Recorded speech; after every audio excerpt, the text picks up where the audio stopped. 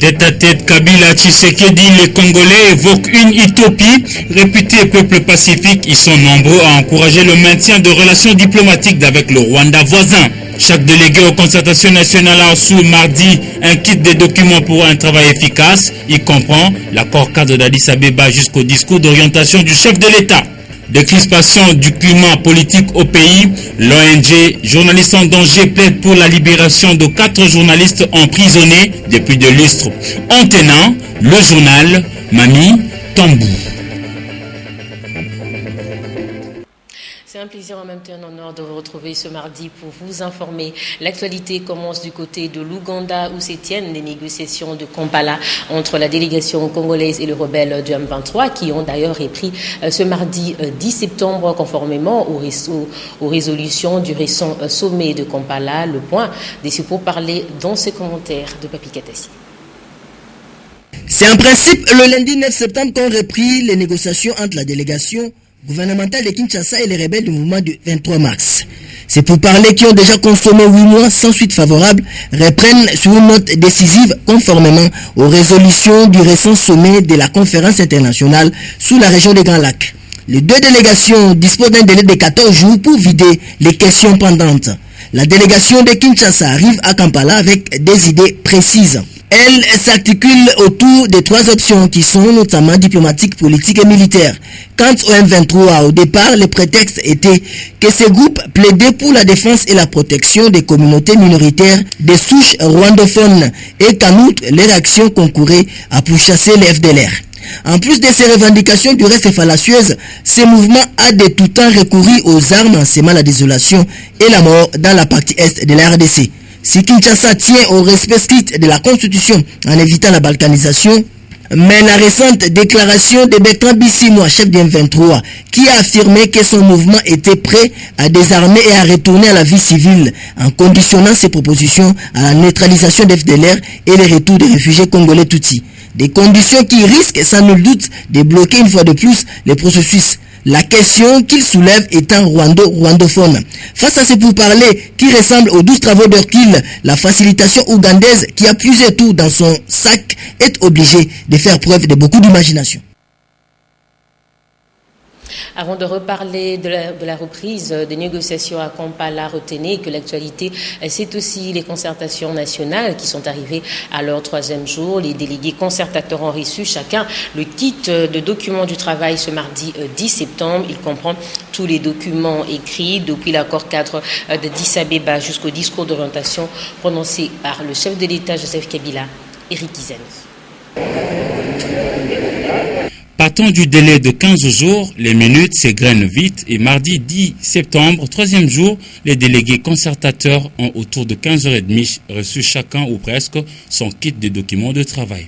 Le groupe thématique, puisque chacun remplit en fonction de ses compétences le groupe thématique qu'il souhaite, mais maintenant cela est soumis à l'équilibrage du groupe, du secrétariat technique, étant donné que s'il y a trop de membres qui ont choisi le même groupe et ont les mêmes compétences, on va un peu nous éparpiller. Donc nous attendrons, nous allons certainement recevoir demain toutes les précisions. Et vous savez, si vous avez bien suivi la presse que vous êtes, ça se fait par consensus. Est-ce les délégués aux concertations nationales n'ont-ils pas peur de marquer le pas? Apparemment, les uns et les autres sont confiants. Les Congolais qui sont ici aux concertations connaissent leur pays, connaissent les difficultés de leur pays, ont déjà participé à beaucoup d'autres rencontres et ils ont une idée sur les propositions à faire. Ils ont une idée exacte sur les recommandations à faire parce que le plus grand problème, c'est l'application, la mise en œuvre. Nous allons refaire ce travail et dans le règlement intérieur, comme je vous l'ai dit, il y a des mécanismes prévus pour qu'on aille vite. Certains délégués aux concertations nationales se réservent encore de parler devant la caméra, promettant attendre les travaux des États généraux pour aborder les 5 thématiques en profondeur.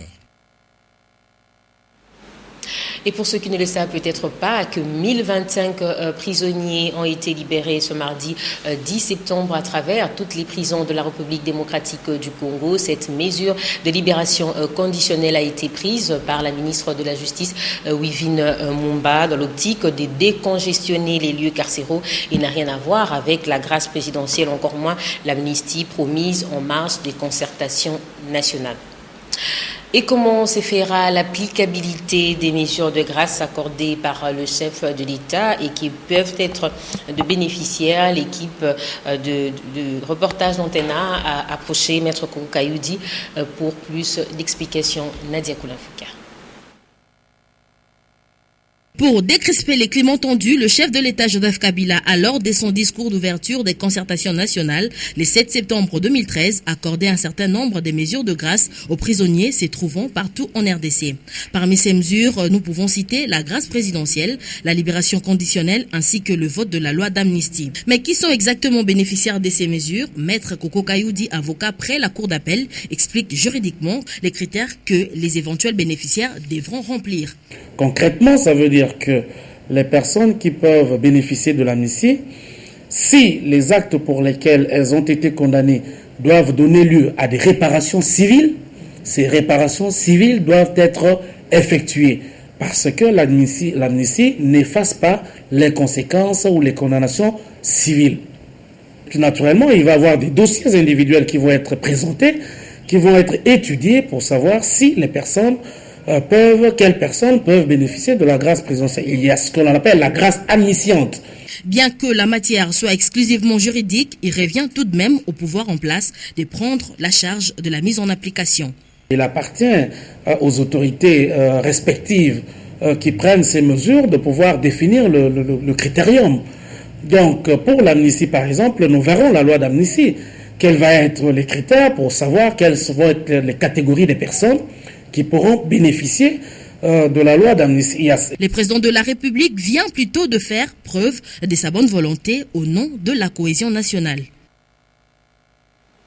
Justement, tel que dit au sommaire, l'ONG Journalistes en danger GED plaide pour la libération de 4 journalistes emprisonnés. GED, par la bouche de son secrétaire général Chivis Chivwadi, souhaite que la grâce présidentielle telle qu'annoncée par le président de la République lors de l'ouverture des assises des concertations nationales leur soit accordée. Il a dit au cours d'une interview accordée ce mardi à Africa Mujinga et Matunga Diboui.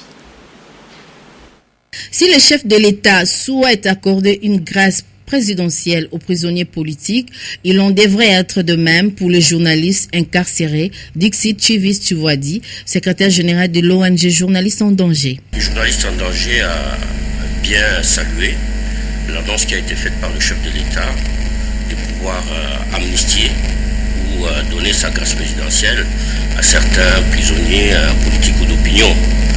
Comme signe manifeste de sa volonté de décrispation et d'apaisement du climat politique en ce moment où se tiennent justement les concertations nationales pour arriver à la cohésion. Nous voulons, tout en saluant cette annonce du chef de l'État que nous soutenons, que nous encourageons, rappeler en même temps que nous avons actuellement 4 journalistes en prison qui attendent et qui espèrent aussi pouvoir bénéficier de cette mesure de grâce. Il s'agit de Patrick Palata, comme vous savez, notre confrère de CCTV. Il s'agit aussi de 2 journalistes du Kassai, Fortuna Kassongo et John Poi. Et nous avons enfin Simplex Moussango, c'est un journaliste de Kolwezi qui est détenu dans les cachots de l'ANR à Lubumbashi. Pour le secrétaire général de GED, Chivis Chivwadi, ces journalistes ne sont pas des criminels. Que des politiciens, parfois certains membres des groupes armés, puissent être libérés, bénéficier de la grâce présidentielle, et pas des journalistes qui n'ont commis aucun crime.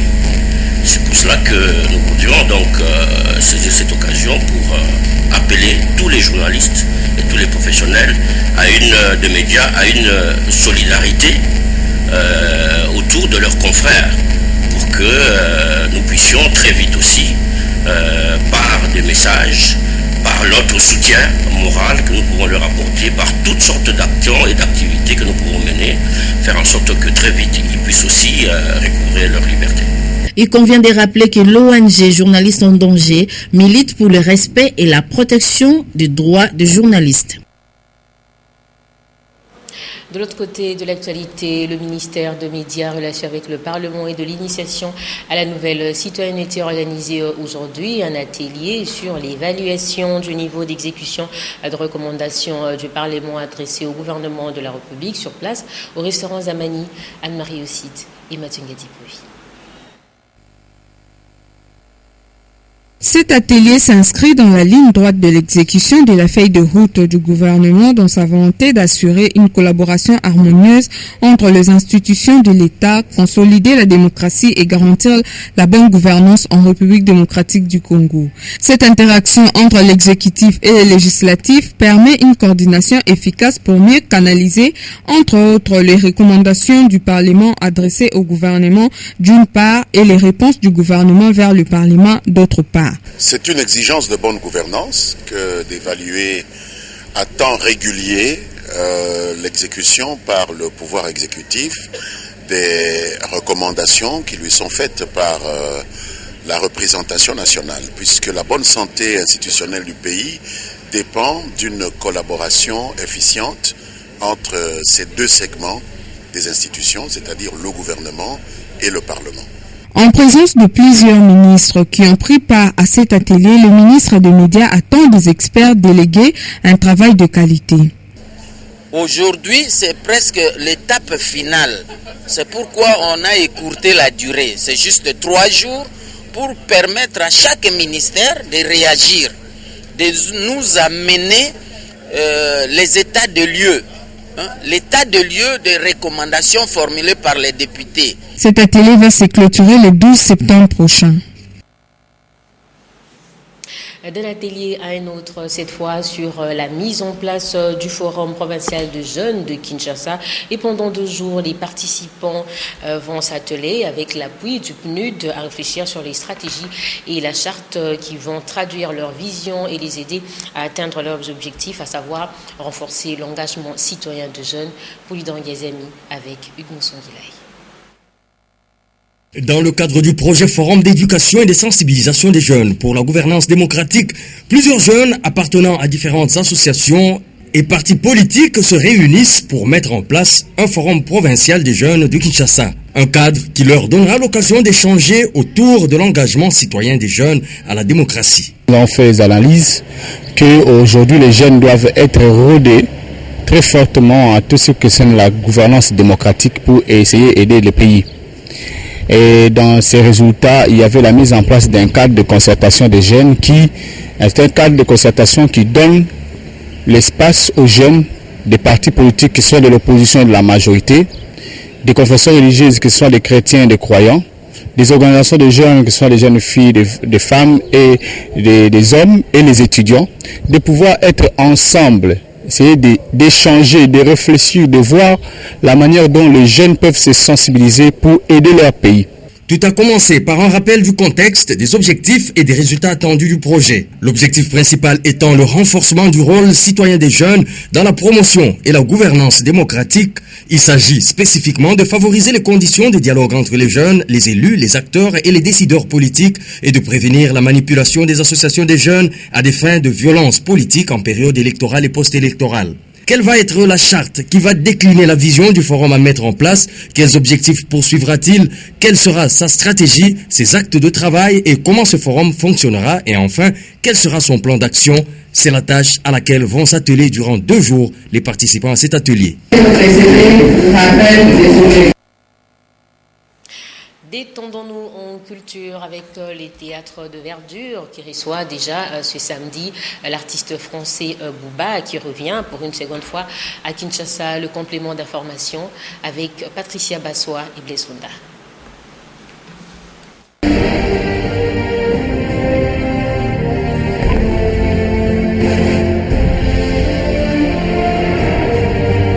Autrefois, le théâtre de verdure était considéré comme un espace mythique du fait d'avoir servi de cadre pour des spectacles des artistes de renommée tels que James Brown, Myriam Makeba et tant d'autres. Après sa réouverture le 27 mars 2011, l'espace qui avait perdu son éclat commence à renaître avec l'apport de la structure Wato Balabala.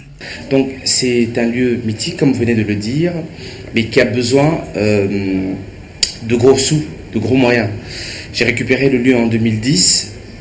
Nous avons commencé à le réhabiliter avec nos propres moyens et nous avons eu la chance d'être soutenus par un partenaire qui est Wallonie Bruxelles International. Mais vous devez savoir qu'un lieu comme le théâtre de verdure demande beaucoup de moyens. Donc il faut qu'il soit inscrit dans le budget national pour qu'il continue à bien bosser. Un lieu comme le théâtre de verdure a besoin d'un équipement technique bien approprié, a besoin de ressources budgétaires pour avoir un personnel. Et je pense que nous avons quelques difficultés dans ce sens-là. Mais qu'il faut-il faire pour répondre aux standards internationaux ? Par ses dimensions, par sa structure, ah oui, tout à fait, c'est un lieu qui répond. C'est un vrai théâtre en fait. Je pense que c'est la plus grande salle que nous avons et qui répond aux normes internationales. Ça c'est clair.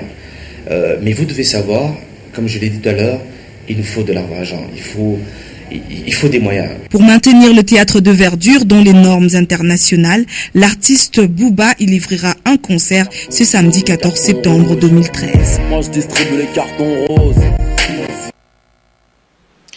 J'en reviens maintenant pour parler de Kampala et selon Jeune Afrique Magazine, la délégation du gouvernement congolais et celle du M23 sont arrivées séparément et sont entrées immédiatement dans une salle de réunion de l'hôtel de Munyonyo, faubourg de la capitale ougandaise, sur les rives du lac Victoria qui abrite les pourparlers. Facilitateur de ces négociations, le ministre ougandais de la Défense Crispus Kionga a déclaré que, je cite, les pourparlers de paix ont repris et nous attendons à beaucoup de progrès. Et selon encore Crispus Kionga, c'est en fin d'après-midi que lui, le ministre ougandais de la Défense et facilitateur de pourparlers de Kampala, a tenu la conférence de presse annonçant le dernier round de pourparlers qui sont à leur 9e mois. Crispus Kionga a affirmé croire en la signature d'un accord dans le délai imparti par les chefs d'État de la CIRGL, c'est-à-dire dans 14 jours plus tard à partir du lundi 9 septembre, tout en condamnant les récents combats dans le Kivu. M. Kionga a annoncé avoir déjà consolidé les propositions des deux parties dans un document final, signalant que la partie congolaise est conduite par François Mwamba Chishimbi, coordonnateur du mécanisme national du suivi de l'accord cadre. Politique, sport, aussitôt élu pour un mandat de 4 ans. La nouvelle équipe dirigeante de la Ligue nationale de football s'est entretenue hier lundi avec le comité exécutif de la FECOFA. Cette prise de contact a tourné autour de la nouvelle mission de cette structure. Compte rendu, Papi Katassi, Rigo Boloko. Ils étaient tous au rendez-vous ce lundi 9 septembre au siège de la Fédération congolaise de football association à la Gombe. Membre du comité exécutif de la FECOFA et membre nouvellement élu au sein de la Ligue nationale de football pour 4 ans. Pour Constant Marie, patron du football congolais, la Ligue nationale de football doit être au-dessus de la mêlée. Mais nous voudrions que vous puissiez vous sentir autonome dans votre gestion, autonome dans vos prises de décision, autonome dans les orientations. Message reçu 5 sur 5 par le tout nouveau patron de la Ligue nationale de football. Nous allons nous dépasser pour être au-dessus de la mêlée et être soudés. Comme il fallait s'y attendre, le geste pleuve pour accompagner le nouveau comité. Pour encourager le secrétariat de la Linafoot qui vient d'être élu, mon imprimerie de Lubumbashi, qu'on appelle Adonet Esperel, offre le kit complet de l'ordinateur. C'est-à-dire qu'il y aura un ordinateur écran plat, souris, clavier, une unité centrale. La nouvelle équipe doit désormais s'orienter sous la nouvelle formule du championnat national. Nous avons repris l'écho de Kampala. Intéressons-nous aussi aux concertations nationales qui continuent à occuper l'affiche de l'actualité. Laïne Boufandombungu et Safi Maléou nous renseignent ceci, que convoquées par le président Joseph Kabila, les concertations nationales sont destinées à sortir la République démocratique du Congo d'une triple crise, à savoir politique, sociale et sécuritaire. Cependant, les avis sont partagés quant à l'aboutissement de ce forum. L'occasion a été propice pour quelques Quinois abordés par nos reporters de réagir à la proposition selon laquelle la rencontre Tshisekedi-Kabila serait l'unique voie pour mettre fin à la crise que vit la République démocratique du Congo.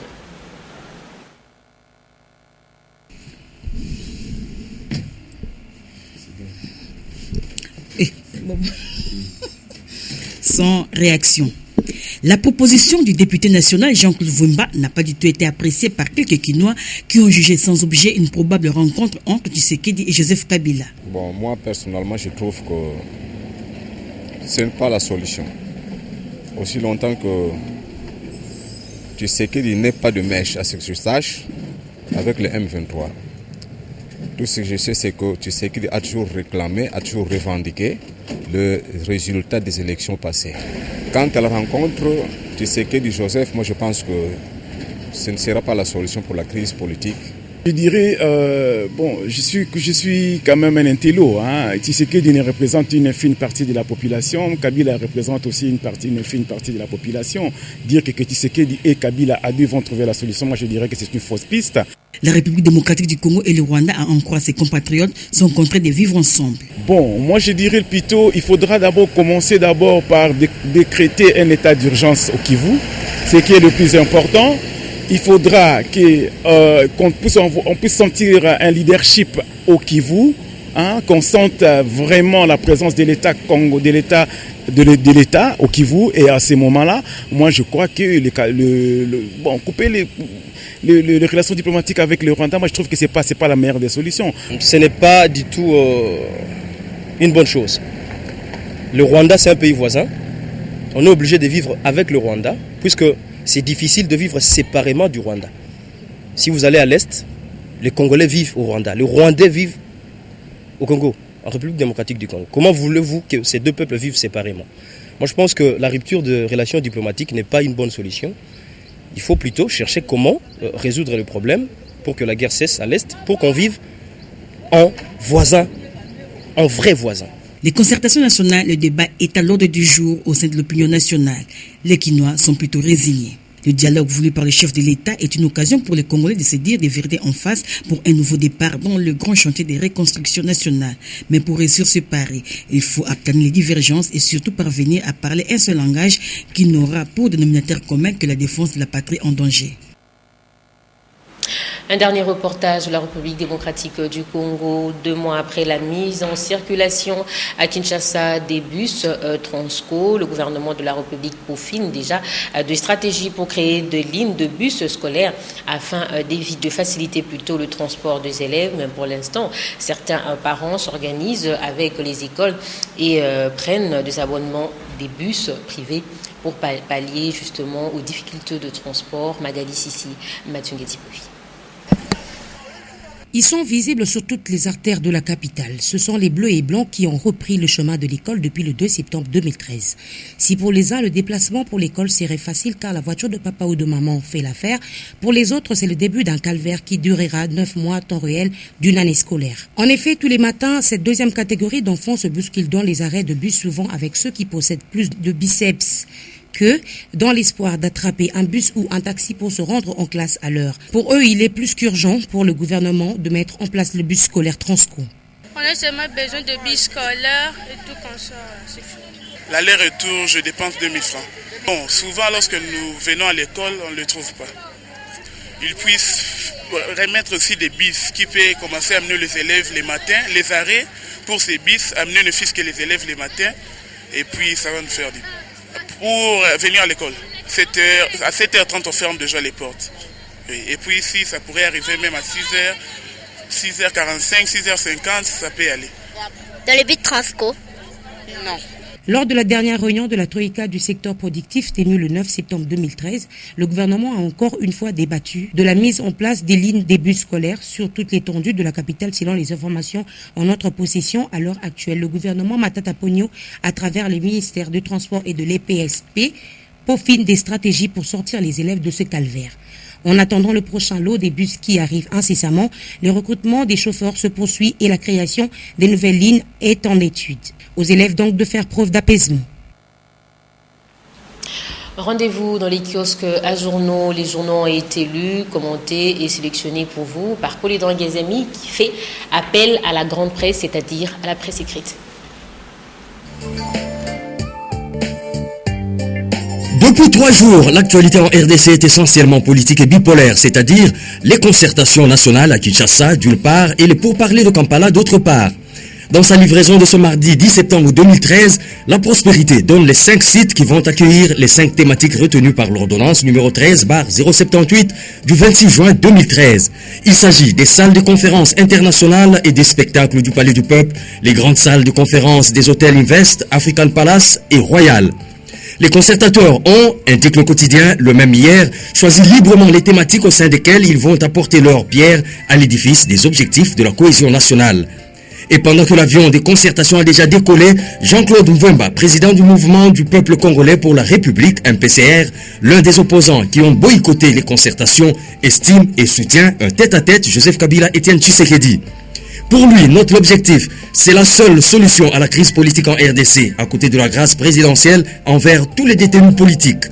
À Kampala, écrit la référence plus, la reprise des pourparlers a été renvoyée à aujourd'hui. La délégation du M23 se trouve déjà dans la capitale ougandaise, précise-t-il, tandis que celle du gouvernement congolais est en route pour Kampala.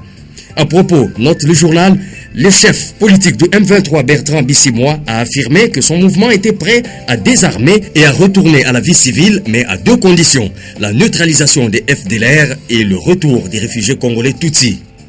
Comme l'affiche Le Phare en manchette, le rendez-vous de Kampala ce mardi est une guerre des nerfs entre Kinshasa et le M23 car, note-t-il, lorsque l'on analyse les conditions posées par le M23 pour renoncer à l'opposition armée, l'on se rend compte qu'il s'agit d'un piège car les FDLR ont toujours la peau dure malgré les nombreuses campagnes militaires des armées rwandaises et ougandaises sur les territoires congolais pour les exterminer. Quant à la requête concernant les réfugiés, note le quotidien, il ne s'agit que de l'agenda caché de Kigali visant l'implantation de nouvelles colonies de populations étrangères au nord et sud Kivu. Et cet agenda étant toujours d'actualité, l'ambition qui le sous-tend demeure aussi, à en croire la référence plus, qui rapporte que le M23 planifie de nouvelles hostilités contre les FARDC. Le journal fait allusion à une rencontre ayant mis autour d'une table des hauts officiers de l'armée rwandaise et ceux du M23. L'objectif était de planifier la relance des nouvelles attaques contre les positions des FARDC. Pour la République, le round qui s'ouvre ce mardi à Kampala entre la RDC et le M23 est décisif. C'est l'ultime round des négociations, écrit le quotidien Les Dépêches de Brazzaville. Elle se révèle comme une opportunité de dernière chance pour les seigneurs de guerre, désormais sous la visière de la communauté internationale, lassés des troubles dans les Grands Lacs et chagrinés du sort dramatique des femmes dans la dite région. Une opportunité parce que, comme le signifient les points saillants qui évoquent les grands secrets de la concertation nationale, dans les programmes des stratèges du monde, un pont doit être jeté entre la messe noire de Kinshasa et le bal des vampires de Kampala. Conséquence, le gouvernement d'union nationale qui sortira de cette rencontre devra impérativement comprendre en son sein les rebelles du M23. Il en sera de même dans toutes les autres institutions du pays. Bonsoir. C'est tout pour ce soir. Merci infiniment d'avoir été avec nous. Ce remerciement au nom de Nadia Poulinfouka, chef d'édition. N'oubliez surtout pas de consulter notre site internet www.antenneactive.com.